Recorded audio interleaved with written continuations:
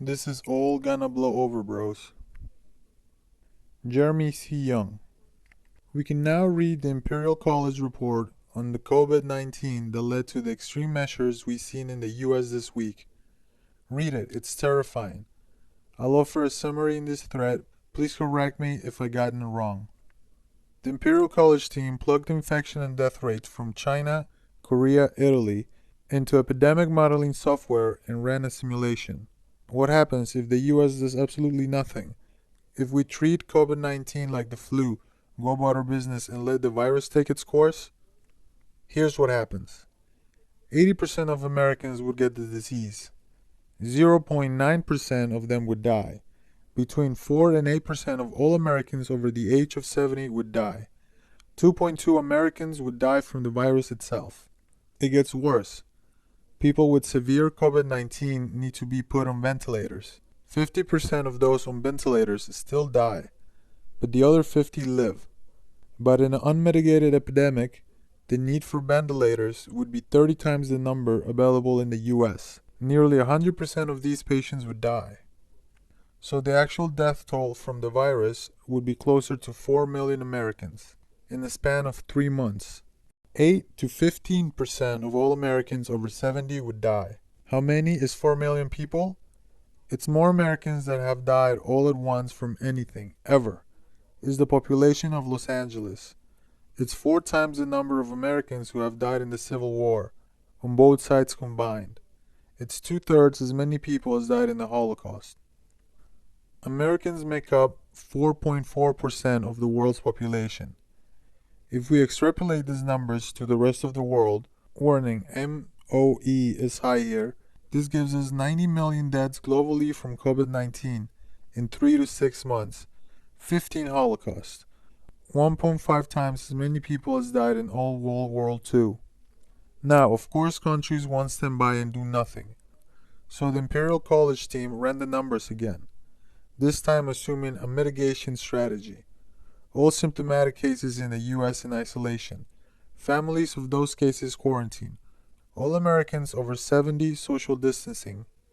This mitigation strategy is what you've seen a lot of people talking about when they say we should flatten the curve.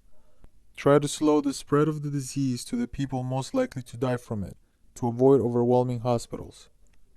And it does flatten the curve, but not nearly enough. The death rate from the disease is cut in half, but it still kills 1.1 million Americans all by itself. The peak needed for ventilation falls by 2/3, but it still exceeds the number of ventilators in the US by 8 times. That leaves the actual death toll in the US at right around 2 million deaths.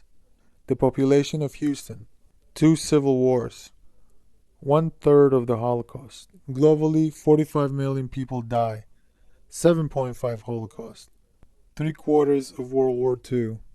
That's what happens if we relied on mitigation and common sense. Finally, the Imperial College team ran the numbers again, assuming a suppression strategy. Isolate asymptomatic cases, quarantine their family members, social distancing for the whole population, all public gathering, most workplaces shut down, schools and universities close. Suppression works. The death rate in the US peaks 3 weeks from now, at a few thousand deaths, then goes down. We hit but don't exceed the number of available ventilators. The nightmarish death tolls from the rest of the study disappear. But here is the catch. If we ever relax, suppression before a vaccine is administered to the entire population, COVID-19 comes right back and kills millions of Americans in a few months, the same as before. After the first suppression period ends in July, we could probably lift restrictions for a month, followed by 2 more months of suppression, in a repeating pattern without triggering an outbreak or overwhelming the ventilator supply. Staggering breaks by city could do a bit better. But we simply cannot ever allow the virus to spread throughout the entire population in the way other viruses do, because it is just too deadly.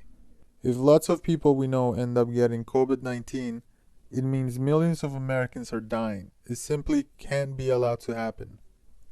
How quickly will a vaccine be here? Last week, 3 separate research teams announced they had developed vaccines. Yesterday, one of them, with FDA approval, injected its vaccine into a live person. without waiting for animal testing. That's an extreme measure, but necessary. Now, though they have to monitor the test subject for 14 months to make sure the vaccine is safe, this part can be rushed. If you're going to inoculate all humans, you have to absolutely make sure the vaccine itself won't kill them. It probably won't, but you have to make sure. Assuming the vaccine is safe and effective, it will still take several months to produce enough to inoculate the global population. For this reason, the Imperial College team estimated it will be about 18 months until the vaccine is available. During those 18 months, things are going to be very difficult and very scary. Our economy and society will be disrupted in profound ways. And if suppression actually works, it will feel like we're doing all of this for nothing, because infection and death rates will remain low. It's easy to get people to come together in common sacrifice in the middle of a war. It's very hard to get them to do so in a pandemic that looks invisible precisely because suppression methods are working. But that's exactly what we're going to have to do. And who is Mr. Young Guy, though?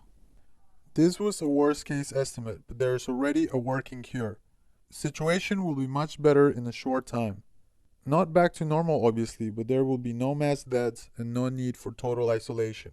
Not to be pedantic, but he's using civil wars numbers as if it's the same percentage of the population. If we were to refight the Civil War today and the same percentage of fighting age men were to die, we would lose approximately 7 to 8.5 million fighting age American men. I read this all a couple days ago and it was very disheartening.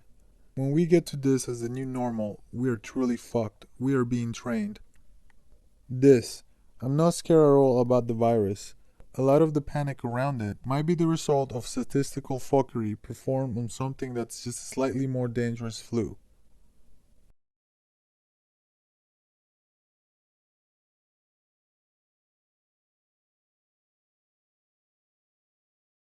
What I'm worried about is the complete destruction of our economy, erosion of civil rights, and resulting global conflict. I think this may be the big one. That's still not actually all that scary, to be quite honest.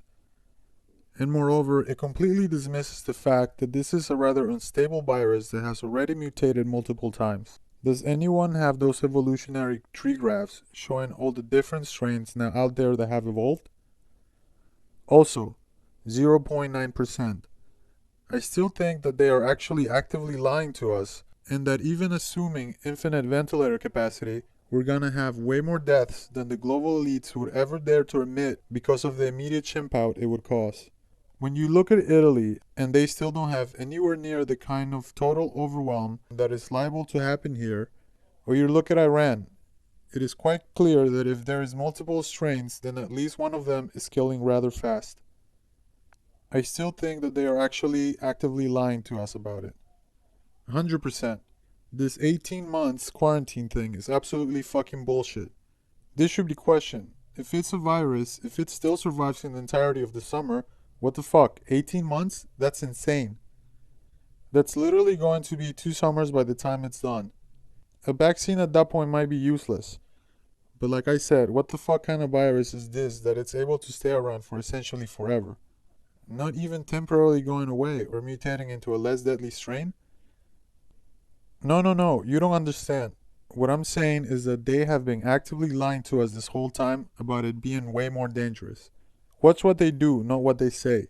This was clearly not a situation the global elite had remotely under their control, and that represents an actual existential threat to them, just as much as it does to us. What I personally think is that it has a mortality rate of 15 untreated, and 6% with full treatment that permanently damages people, and that may well have AIDS herpes action hiding in their brainstem or something, and that it easily takes out children and teenagers along with the old. What I am saying is that they basically just spent the last 2 solid months lying to us about it being like the flu, just so they had enough time to loot the economy and position everything for martial law before a great global chimp out where we lynch them, and I fully believe Kushner is acting head of that same elite. When nothing inevitably happens, they will just pat themselves on the back and tell everyone that they prevented it. We will never know the truth about the supposed deadliness of this virus. Don't care what happens, anything they stick in me, I'm rejecting. These same people want us dead, gay, and brainwashed to hate our ancestors. 100% this. Just wait until the vaccine chips are announced.